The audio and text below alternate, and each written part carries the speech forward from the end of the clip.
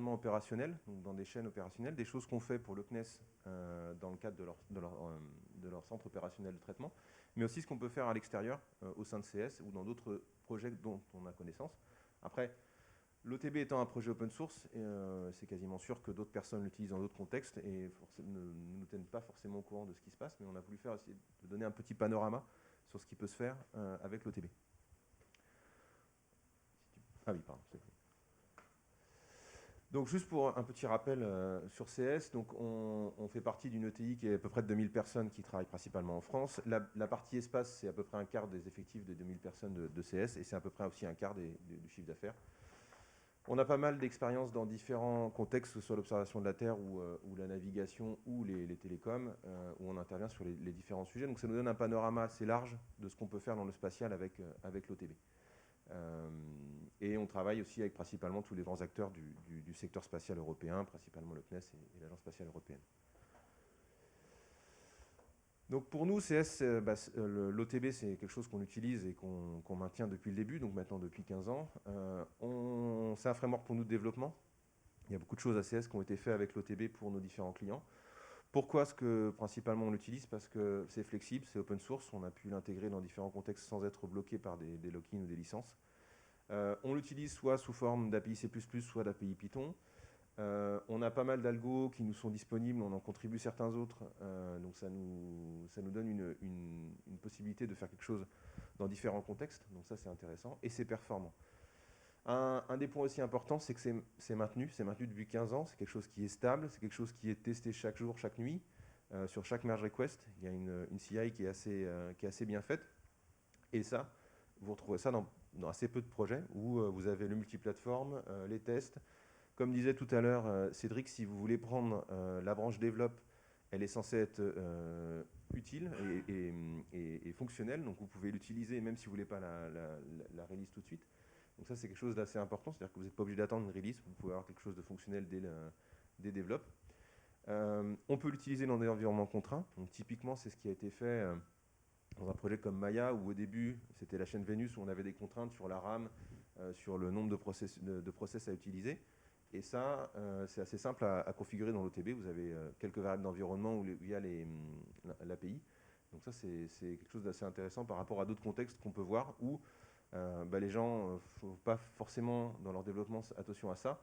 Et on va se retrouver avec des contextes qui dépassent le nombre de RAM autorisé, qui vont donc faire crasher la machine. Ce genre de choses qui peut arriver. On l'utilise aussi pour faire du training dans des projets divers et variés. On a des activités de training auprès de développeurs, auprès d'utilisateurs, ce qu'on fait dans des conférences ou ce qu'on fait pour des membres privés, pour des entités privées. On est membre du PSC via des collaborateurs de CS et on continue à essayer d'être acteur de ce PSC. On fait des contributions régulièrement à l'OTB avec des stages ou des gens à CS qui vont contribuer leurs travaux, donc soit directement qu'on a développé pour nos clients ou en termes de sujets R&D internes. Et on est sponsor des OTB User Day, comme l'a rappelé Yannick, depuis le début, en essayant de vous fournir un environnement de travail pour ces OTB User Day le plus sympa possible, comme ici à Artilect. Donc qu'est-ce qu'on connaît de l'OTB dans des projets opérationnels?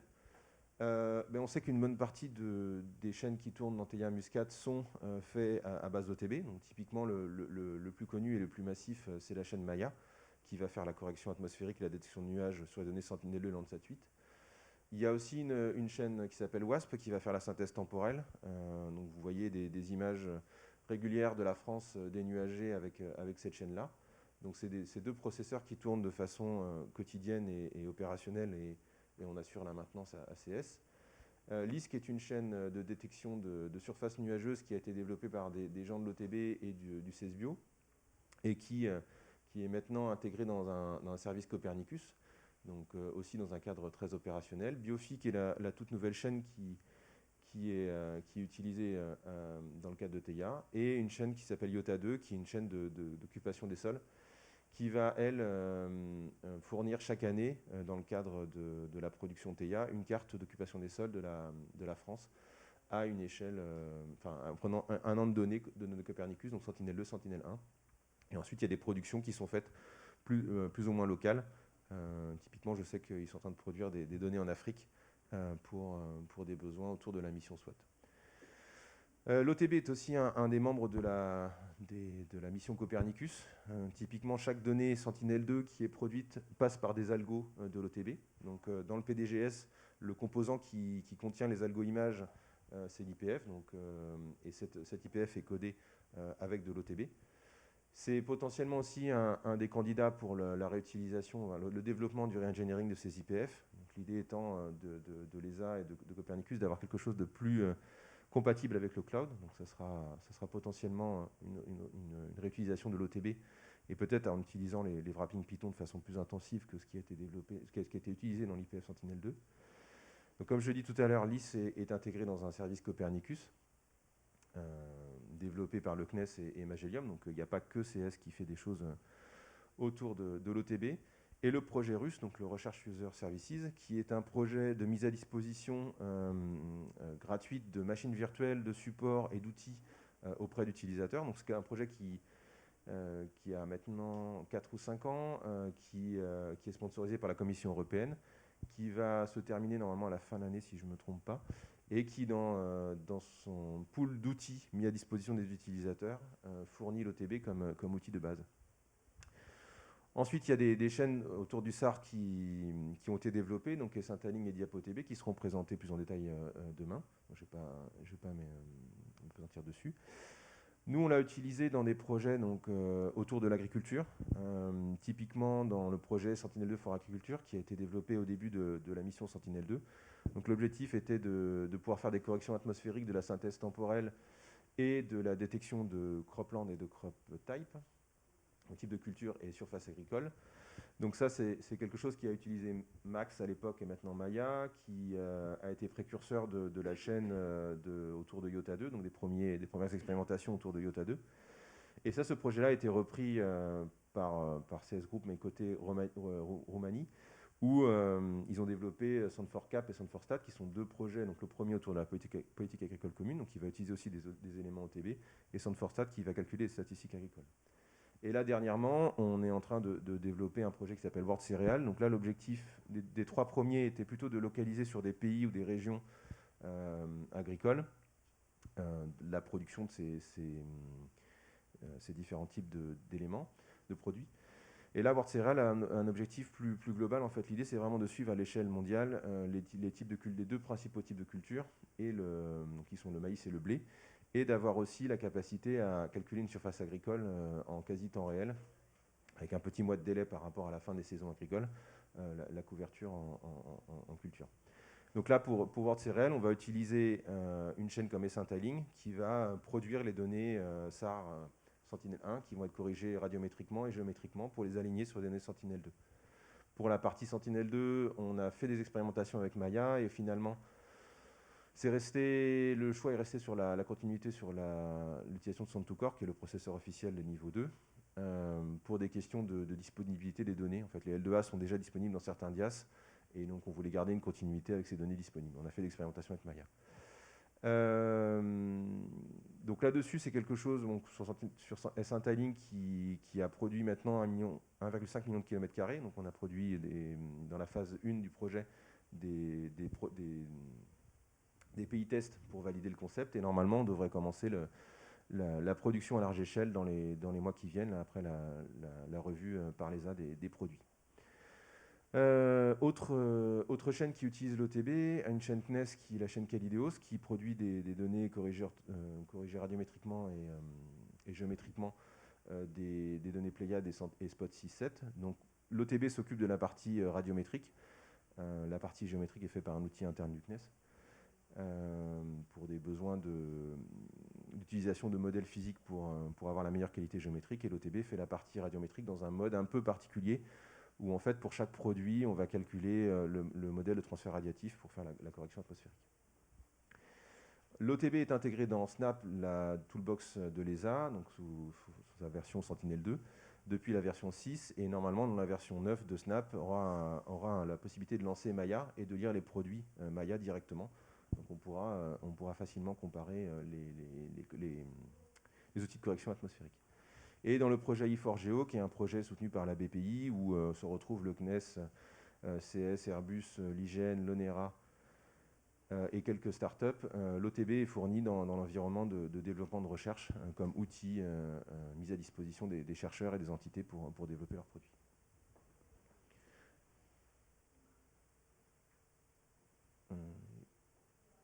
Oui, pardon. Donc pour la partie russe, l'idée c'était de fournir, donc, comme je vous ai dit tout à l'heure, des machines virtuelles aux utilisateurs avec un support associé, et dans ces machines virtuelles, facilement accessibles via un navigateur, de mettre à disposition l'OTB, d'autres chaînes en open source pour les utilisateurs. Donc on a eu jusqu'à les 3 premières années plus de 2500 utilisateurs. À partir des 3 ans, ils ont restreint à des activités de training et de formation. Avant, c'était ouvert à n'importe quel utilisateur hors grand groupe. Et après, c'était restreint au niveau européen. Maintenant, c'est plus orienté training et formation. Et typiquement, l'année dernière, on a fait des trainings autour de Iota 2 dans le cadre de Russe, donc à base d'OTB. Et depuis 3 ans, on présente et on encadre des étudiants à Centrale Supélec autour de Iota 2 et l'utilisation des chaînes avec l'OTB pour que des étudiants soient formés à l'utilisation de l'OTB. Donc, dans le cadre d'AI4Geo, c'est un projet de référence qui regroupe pas mal d'acteurs du spatial. L'idée principale est de fournir un environnement de travail collaboratif qui met à disposition pas mal d'outils avec un objectif de traiter des données pour faire de la visualisation et de l'IA autour des données 3D. Donc là, vous avez quelques exemples de produits qui sont visés par AI4Geo. Et donc, on va intégrer dans cet environnement-là l'OTB et Iota 2 typiquement, pour que les utilisateurs et les chercheurs de ce consortium puissent facilement atteindre les objectifs de ce projet. Donc je laisse la main à Julie qui va présenter la partie plus liée aux chaînes qu'on maintient pour le CNES. Oui, merci. Donc là maintenant, l'idée c'est de vous montrer un petit exemple via Maya et les remote modules de comment l'OTB peut être intégré dans des chaînes ou utilisable aussi dans des remote modules. Donc ça, Michael est revenu dessus, donc je ne vais pas forcément en parler, mais voilà, c'est les chaînes en gros qui utilisent l'OTB et les remote modules, deux remote modules officiels de l'OTB, donc SM Tiling et DiabOTB. Donc vous aurez une présentation demain matin. Voilà. Pas du tout. Ouais. Donc l'OTB, une des manières d'y contribuer ou de l'utiliser sans trop avoir à toucher au code principal, c'est donc faire appel au remote module. Donc il y a un template qui est disponible sur le GitLab de l'OTB. Et donc l'idée, voilà, c'est dans la structure principale, donc ça va être le dossier app où on va avoir les applications qu'on a codées, le include des sources où on va avoir les librairies, et ensuite il y a aussi moyen d'intégrer des tests. Et voilà. Donc c'est un moyen en fait si on n'arrive pas trop ou on ne veut pas coder directement dans le cœur de l'OTB, c'est un moyen d'utiliser l'OTB pour coder ces applications. Voilà, donc ensuite Maya, c'est une des chaînes principales de l'OTB. Il y a depuis 3 ans maintenant, 2-3 ans, elle est passée elle est libre. Donc on peut. Elle est passée de la version 3 à la version 4. Et donc avant, en version 3, elle était écrite principalement en C++. Donc on se basait sur les fils de l'OTB. Et maintenant, en fait, on a un orchestrateur qui est en Python. Et on appelle les applications OTB, ou alors on a aussi créé nos propres applications OTB en C++. Mais l'idée, c'est vraiment d'avoir un orchestrateur en Python qui va lire et écrire les produits, et ensuite d'orchestrer tout ça en Python. On a aussi un lanceur qui est Start Maya, donc qui permet de ne pas appeler Maya via les binaires, mais via les sources, mais juste c'est plus facile peut-être pour les utilisateurs d'utiliser Start Maya. Voilà. Qui est aussi dans le code, dans le dépôt officiel de Maya. Michael l'a dit, mais c'est une chaîne en fait multitemporelle, donc vous aurez une présentation demain matin. Mais en gros, donc, on a 3 niveaux. On a un mode init, nominal et backward pour Maya. Donc init, c'est juste on transforme un produit L1C en L2A. On va se baser sur des masses constants. Nominal, on va utiliser un produit L2A et un produit L1C. Et ensuite, backward, c'est celui qui est le plus intéressant. On va avoir plusieurs produits L1C. Maya va lancer les traitements et à la fin on aura un produit L2A en sortie. Alors je crois qu'on explique là le principe. Voilà, l'idée c'est d'avoir un produit L1C à une date T, un produit L2A à T plus 1. Et donc on enchaîne les traitements, comme vous pouvez voir là. Et à la fin on a un produit corrigé atmosphériquement. Donc dans l'orchestrateur Maya, on a créé une classe OTB Appendler qui permet en fait d'appeler les applications OTB via un dictionnaire. Voilà, donc c'est pour une lecture un peu plus simple. Donc si jamais vous regardez l'orchestrateur de Maya, le code ça ressemblera à ça. Ensuite, on a utilisé aussi le système de pipeline de l'OTB. Donc ça permet en fait de gagner du temps en temps de calcul et aussi en termes de stockage, puisqu'en fait on va enchaîner les applications en mémoire. Et donc une fois que le pipeline sera fini, que l'image sera écrite, l'OTB va directement libérer la mémoire. Donc ça c'est plutôt pas mal. Hop, je sais pas si tu vas prendre la main sur la conclusion. Sur la partie conclusion, donc, on utilise l'OTB dans pas mal de contextes opérationnels. Et l'idée, c'est de savoir comment est-ce qu'on peut continuer à l'améliorer pour ça. Donc là, on est vraiment intéressé par avoir les retours des autres utilisateurs de l'OTB dans des chaînes, pour savoir comment est-ce qu'on peut essayer de mettre en commun les choses pour que l'OTB, comme dans Maya, soit le plus utilisé possible et le plus mis en avant dans ces contextes-là. Donc typiquement, est-ce que la technologie Dask, nous on voit réapparaître pas mal dans les projets utilisateurs de l'OTB et la bonne techno? Est-ce que c'est à ce niveau-là? Est-ce qu'il y a d'autres choses? Est-ce que l'intégration au niveau librairie dans Python de l'OTB est la chose à faire? Typiquement, pour l'instant, on utilise beaucoup via les wrapping Python, mais des OTB applications. Donc, est-ce qu'il faut descendre au niveau bibliothèque? Donc, ça, est-ce que ça donnerait quelque chose de plus pertinent au niveau des chaînes? Est-ce que ça permettrait de les intégrer avec plus de codes tiers ou plus facilement avec des codes tiers? Est-ce qu'il y a un besoin de mettre en place un framework de processing commun? Donc on le voit typiquement dans Iota 2, il y en a un, dans Maya, il y en a un autre. Est-ce qu'il n'y a pas moyen de mettre des choses en commun et de faire que la personne qui voudra développer une chaîne sera accompagnée plus facilement sur cette partie-là et pourra gérer des choses vraiment plus au niveau algo? Et après, l'idée, c'est comment est-ce qu'on peut partager les bonnes pratiques avec d'autres projets. Typiquement, sur Maya, vous avez la même logique que sur l'OTB, avec une plateforme d'intégration continue qui vous fournit des paquets testés et validés chaque nuit, qui peuvent être facilement intégrés au niveau opérationnel s'il faut rapidement via la mise en place de patchs. Donc est-ce qu'il n'y a pas moyen de partager ça? Est-ce qu'il y a des choses qui ont été faites par d'autres projets qui peuvent être plus intéressants? Donc l'idée, c'est vraiment d'essayer de mettre en commun ce qui se fait autour des chaînes open source pour avoir les meilleurs produits opérationnels avec l'OTB.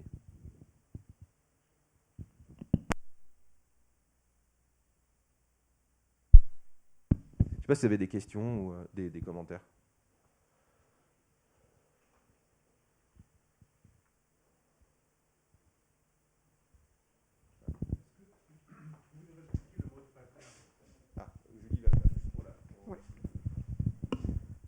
Est-ce que vous pouvez nous expliquer le mode pipeline? Ouais, alors ça peut-être que l'équipe OTB va peut-être être plus en mesure que moi de l'expliquer, mais en fait le pipeline, on va enchaîner les applications sans écrire à chaque fois les images intermédiaires. Je ne sais plus qui avait posé la question, pardon. Oui. Et donc en fait on va pas écrire sur disque à chaque fois les sorties des applications. Donc ce qu'on va faire, c'est qu'on va les stocker en mémoire. Et à la fin d'un pipeline, on va écrire l'image qui va enchaîner par exemple 3 applications. Et donc là, on va écrire sur disque la sortie, mais en fait, ça permet à la fin de libérer toute la mémoire qu'on a utilisée.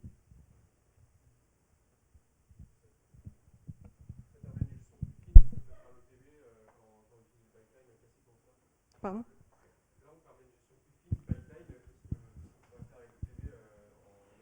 Oui, l'idée c'était de revenir dans Maya 3. Il y avait beaucoup de problématiques, surtout sur l'HPC du CNES, sur l'écriture sur le disque. Et donc là, il fallait vraiment faire attention à écrire le minimum possible et à gérer le maximum de choses en mémoire. Donc il y a un petit système effectivement de pipeline manager qui a été mis en place pour gérer la libération des applications quand il faut, au bon moment, pour éviter d'avoir de la mémoire qui fuit aussi de ce côté-là. Et on s'est rendu compte, pour le coup, on gagne pas mal de temps. Déjà, on gagne du temps en termes d'écriture, vu qu'on n'écrit pas sur le disque. Et c'est vrai qu'on a optimisé pas mal les enchaînements des algos dans Maya 4 par rapport à Maya 3. Cette partie est pas mal optimisée par rapport à Maya 3.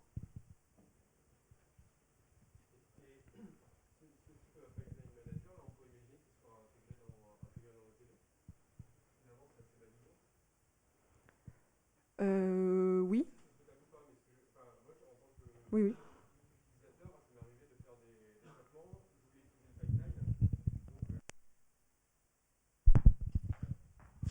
J'utilisais le pipeline et donc je faisais pas d'écriture disque, mais à un moment donné, je saturais la mémoire et donc j'avais pris le parti de faire une écriture disque intermédiaire pour réussir à faire mon traitement de bout en bout sans que ça soit trop compliqué. Et c'était pas très joli, entre guillemets. Là, peut-être que. En fait, c'est typiquement la question entre quel est le périmètre de l'OTB et quel est le périmètre des chaînes. Oui, tout à fait. En fait, effectivement, il y a sûrement des choses qui peuvent redescendre des chaînes vers l'OTB. C'est ce qu'on a pu faire sur Essintaling, où on a redescendu des applications qu'on considérait comme communes vers l'OTB et qui sont plus maintenues par Essintaling. Après, potentiellement, la partie code Python qui gère le pipeline, c'est effectivement du code Python, c'est pas forcément des choses du côté C++, mais oui, ça pourrait être quelque chose qui peut se mettre en commun. C'est l'idée d'essayer de mettre des choses en commun Là, dans les différentes chaînes. Là, c'est du code un peu adapteur, helper, qui pourrait. Oui. Et ça fera une belle transition avec les présentations qu'on aura tout à l'heure. Et je pense que cet après-midi, garder ces questions-là en tête aussi, parce qu'on va en parler pas mal d'OTB et Python. Il y aura des sujets là-dessus en table ronde, donc c'est un truc à garder en tête. Merci.